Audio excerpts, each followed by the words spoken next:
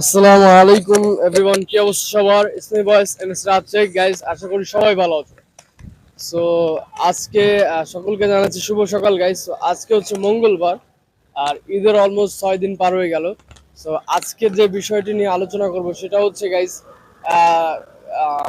ভালোই আলোচিত সে বিষয়টি, সেটা হচ্ছে তোমরা কালকে রাত্রে অর্থাৎ সোমবার রাত্রে জানতে পেরেছো আমাদের বাগেরহাটের যে খানজাহান আলী যে মাজারটা আছে, খানজাহান আলী রহমতুল্লাহ আলাইহির মাজার। তো সেখানে কিছুদিন আগে একটা কুকুরের কাহিনী ঘটেছিল, আর কালকে রাত্রে একটা বাচ্চার কাহিনী। অবশ্যই অবশ্যই সবাই এটা জানো। তো সেই বিষয়ে আমি কিছু কথা বলবো। সেটা হচ্ছে যে আগের দিন একটা কুকুরকে কুমির কিভাবে নৃশংসভাবে, মানে আসলে একটা পশুকে মেরে ফেললো এক কামড়ে। কুমিরের দাঁতে আসলে প্রচুর পরিমাণে পাওয়ার। আর কালকে একটা ছোট বাচ্চা শিশুকে আসলে কুমিরের কারণে তাকে মরতে হলো। আর ওইখানে যে ভণ্ড পাগলরা আছে তাদের কারণে কিন্তু আজকে এই ঘটনার সম্মুখীন তাদের হতে হলো। তো বাংলাদেশের মানে ওইখানে একটা বাচ্চা মানে আমাদের পুরো বাংলাদেশের বাচ্চা সবাই, কারণ আজকে আমাদের একটা বাচ্চাও হতে পারতো। তো এই ধরনের ভণ্ডামি কিন্তু বন্ধ করতে হবে গাইস। তো এই ধরনের ভণ্ডামি 2026 সালে এসেও যদি চালায় যাইতে চায় যে না কুমির পোষ মানা কুমির হ্যান ত্যান যাই হোক, ওখানে নাকি মানত করলে মানে যাই হোক, ভণ্ডামি চাইবো কার কাছে? শুধু আল্লাহ তাআলার কাছে। তো কুমির ভূমির করতে গিয়ে আসলে আমি তো এটাই বুঝি না ভাই।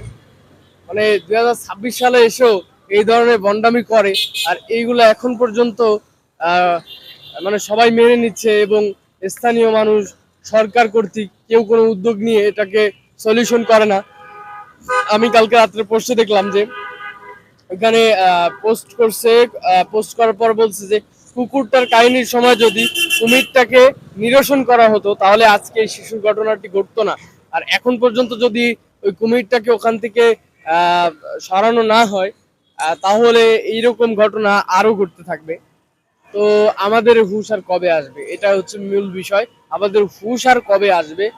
তো আরো লোকে কমেন্টস করলো এখানে পানি সেচে পুরো কুমিরটাকে উৎক্ষেপ করা হোক, এবং ওই দিঘিটাকে মানুষের আহ, মানে মানুষ যাতে কাজে লাগাইতে পারে সেরকম উপযোগী করা হোক।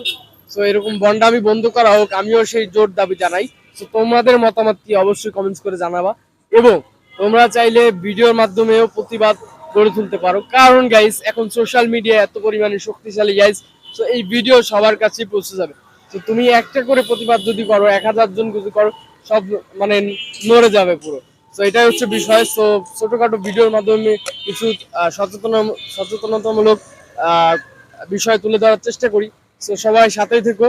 আর যে বিষয়টা সেটা হচ্ছে ওই কুমিরকে ওই দিঘি থেকে উঠানোর জোর দাবি জানাচ্ছি, কারণ আজকে একজনের বাচ্চা গেছে, কালকে আরো কয়েকজনের বাচ্চা যেতে পারে।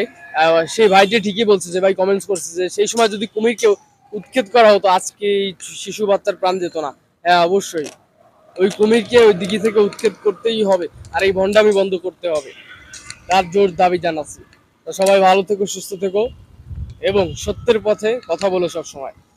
তো আল্লাহ হাফিজ।